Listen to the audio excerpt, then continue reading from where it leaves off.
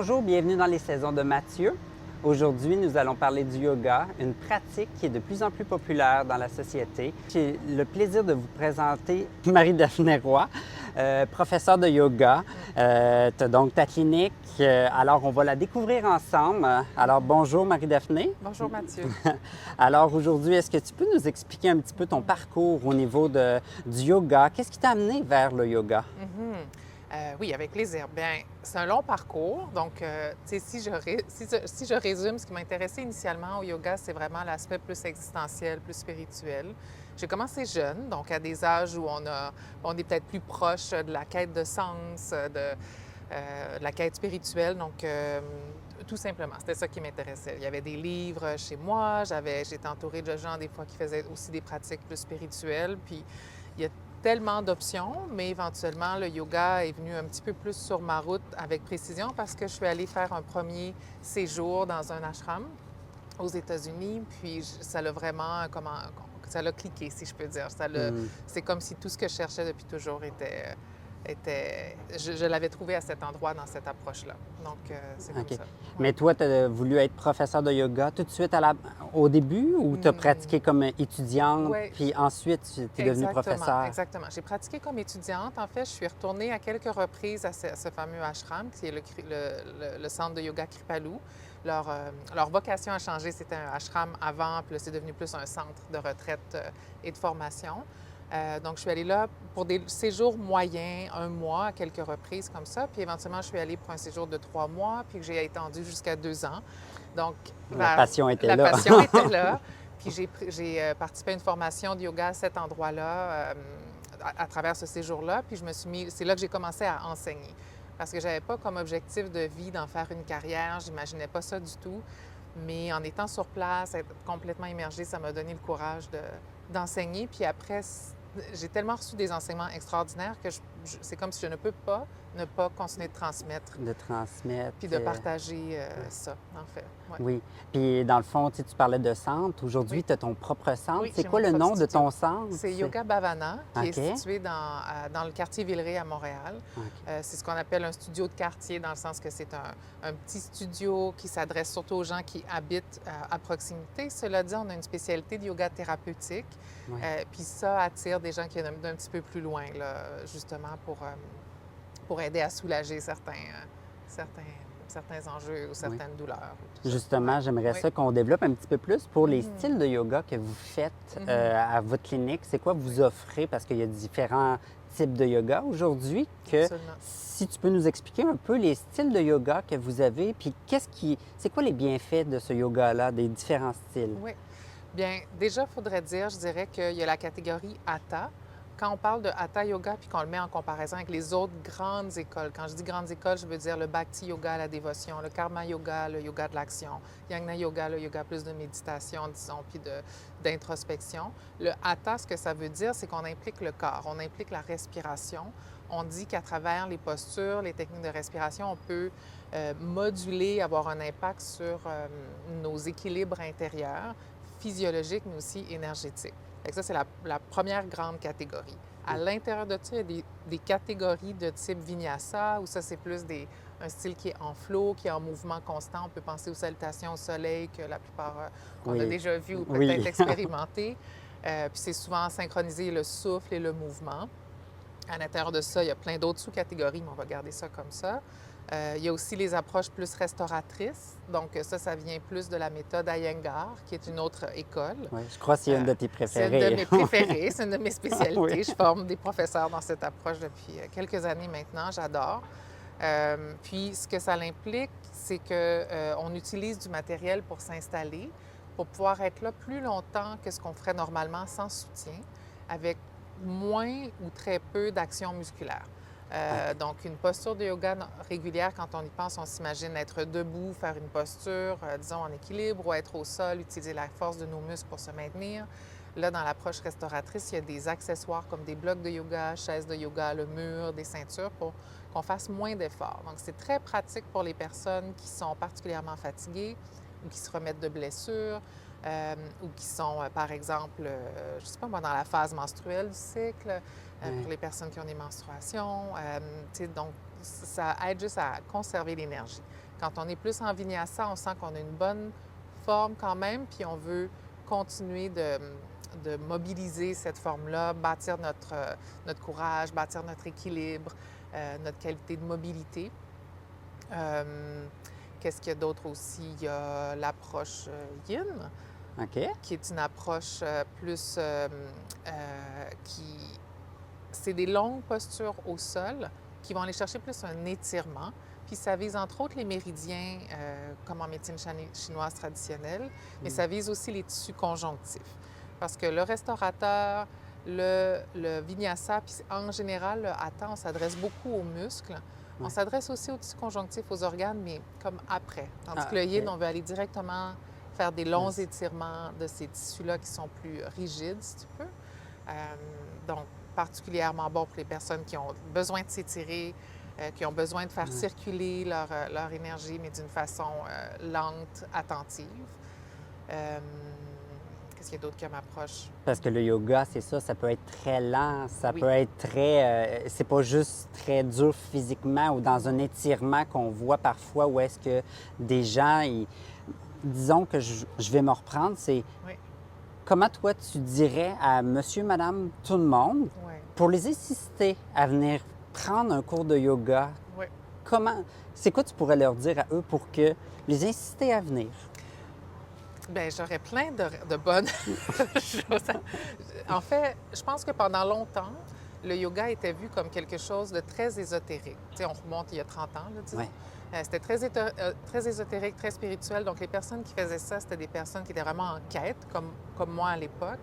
Mais, donc, il y a plein de personnes qui se rendent pas compte qu'ils sont en quête, disons. Tu sais, donc, c'était pas un motivateur. Mais des fois, on se motive quand on a mal à quelque part Oui. ou quand on est en douleur psychique, je vais le dire comme ça, où on a juste envie de sortir de chez soi, d'être avec des gens, mais de ne pas se casser la tête, de ne pas sentir qu'il faut déjà être en forme pour faire une activité. Donc moi, ce que je trouve merveilleux dans la prolifération de styles de yoga qu'on voit aujourd'hui, puis la popularité à laquelle tu faisais référence au début, c'est qu'il y a de la place pour tout le monde.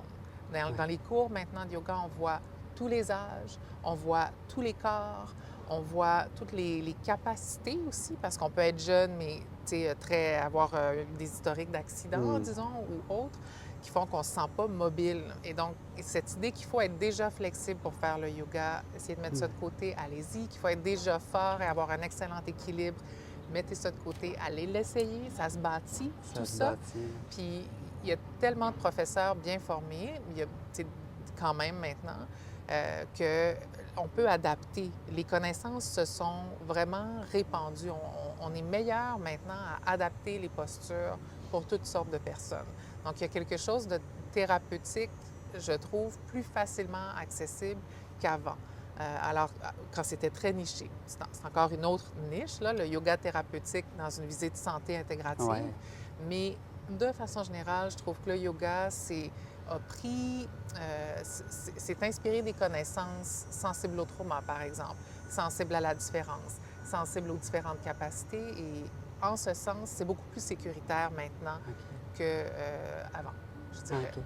Puis c'est quoi, toi, tu aurais vu concrètement chez ta clientèle avec des problématiques où est-ce que le yoga a transformé leur vie ou quelque chose? Est-ce que tu aurais un exemple, quelques exemples concrets ou...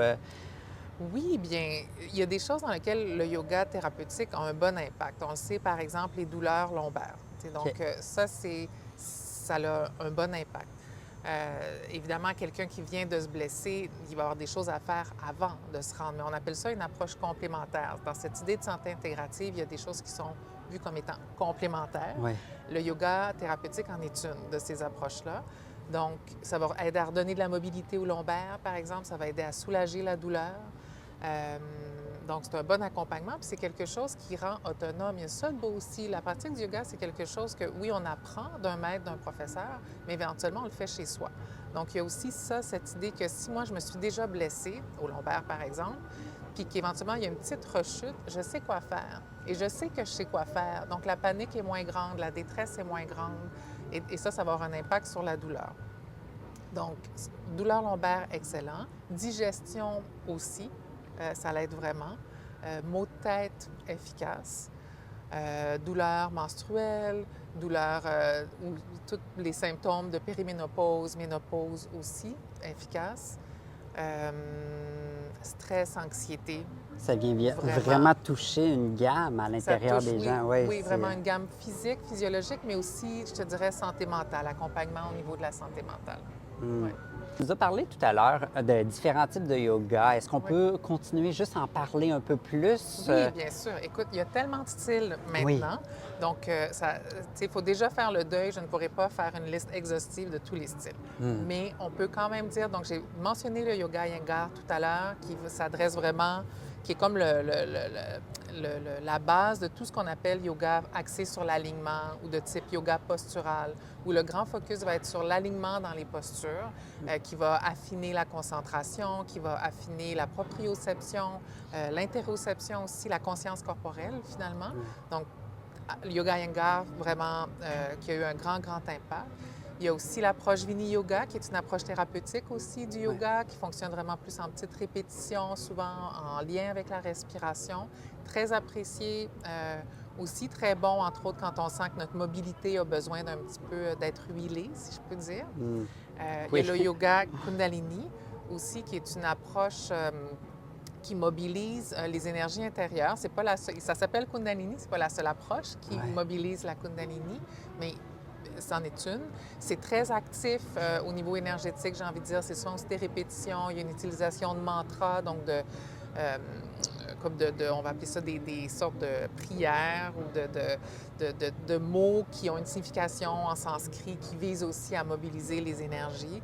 Ça peut être, je sais que ça aide plusieurs personnes au niveau de leur spiritualité, au niveau de leur quête de sens, mais aussi au niveau de la vitalité. C'est souvent une pratique qui est appréciée pour ce que ça amène de revitalisation, entre autres chez les personnes qui ont vécu des maladies, par exemple. Ça, j'ai vu ça quand même beaucoup. Puis il y a l'approche Kripalu, dont j'ai parlé au début, mais que je n'ai pas détaillé, qui est l'approche, mon école principale initiale, qui vise à, à faire de l'espace pour l'expérience émotive, psychique pendant les postures. Donc, il y a tout un pan très physique, mais après ça, on rentre plus dans l'énergétique, justement, avec le travail au niveau des pranas, de la kundalini, tout ça, puis de tout ce que ça fait ressortir puis remonter de contenu interne au niveau mental, au niveau des émotions, etc. Ouais. Je vais dire comme toi, il y en a plusieurs. Il y en a plusieurs, puis il y en aurait d'autres. Donc, mes excuses à toutes les personnes et tous les styles que je n'ai pas nommés. Il y en a trop. Ah, mais écoute, tu as déjà nommé l'essentiel du yoga. Et toi, dans un avenir proche, dans le futur, qu'est-ce que tu aimerais que le yoga devienne plus au Québec, qui se développe plus? Ou ça serait quoi, toi, ta vision de ton centre que tu aimerais que ça aille? Bien, c'est sûr que moi, tu sais, ce qui m'a amené il y a 30 ans, quand j'ai commencé à pratiquer plus activement, ce qui m'intéressait, comme je disais, c'était plus le côté, la question du sens, la question existentielle, la spiritualité, le contact avec plus grand que soi, les pratiques dévotionnelles, contemplatives, tout ça, et ça, c'est encore vrai. Ouais. Mais à force d'enseigner, ça fait 25 ans que j'enseigne maintenant, à force d'enseigner, j'ai été de plus en plus sensible, si je peux dire, à la souffrance des gens, puis ma propre souffrance aussi, physique, émotive, psychique, tout ça. Donc, j'ai pris une direction plus thérapeutique avec le yoga. Et c'est ça maintenant que je fais, surtout que j'enseigne. C'est ça aussi c'est dans les formations dans lesquelles que j'offre aussi. Et c'est sûr que j'ai un attachement particulier à l'approche thérapeutique du yoga parce qu'il y a tellement de besoins à différents niveaux. Au niveau de la santé, quand j'entends santé mentale, santé émotive, santé physique, santé relationnelle aussi. Puis il y a un savoir vraiment profond dans les enseignements du yoga, toute école confondue, là, j'ai envie de dire, qui peuvent, je crois sincèrement, participer au mieux. Puis je pense que quand on est mieux, quand on est plus équilibré, notre vie spirituelle suit aussi, de façon équilibrée, puis enracinée, puis présente et tout ça. Donc moi, ce que je souhaite, c'est qu'il y ait de plus en plus d'espace pour ça et que ça soit de plus en plus connu par les gens, mais aussi par les autres professionnels de la santé, comme étant une véritable approche qui peut aider à accompagner, en fait. Puis les barèmes, le champ de pratique là, est clair quand même. On le sait, c'est quoi les limites de nos connaissances en yoga. Mais on sait ce avec quoi on peut aider. Tu sais. Donc, c'est ça que je souhaiterais que ça continue à fleurir de ce côté-là. Puis qu'il y ait de plus en plus de gens qui se sentent à l'aise, tu sais, comme on parlait tantôt, de plus en plus de gens qui se sentent à l'aise de risquer, d'essayer d'ouvrir la porte d'un studio de yoga ou d'un centre communautaire. Des fois, c'est moins intimidant d'aller là. Il y en a de plus en plus aussi. Donc, c'est ça que je souhaite. Tu sais, je sais qu'il y a plein d'autres choses. Le yoga, c'est pas la seule option, mais c'est une belle option qui est éprouvée à travers le temps, qui a bien évolué quand même. Fait que je pense qu'on peut avoir confiance. Oui, puis tu sais, c'est le fun parce que c'est en train de remonter ici dans la société, comme je disais en début. Et puis, comment on peut te rejoindre? Comment qu'on peut prendre rendez-vous avec toi ou aller à ton centre? Bien, on peut aller sur le site de Yoga Bhavana. Déjà, là, on va trouver les horaires des cours avec les professeurs. J'enseigne plus de cours réguliers en ce moment. Je me concentre vraiment sur les retraites puis sur les formations. À la clinique Bhavana, parce qu'il y a Yoga Bhavana, mais il y a aussi Bhavana la clinique, qui est une clinique de soins complémentaires, justement, là, comme acupuncture, etc. Oui. Là, j'offre des séances individuelles de yoga thérapeutique. OK. Donc, on peut aussi prendre rendez-vous avec moi en ce moment. Il y a un peu d'attente, par contre, en ce moment, mais on peut... Je suis là et ça se fait en ligne aussi, au besoin.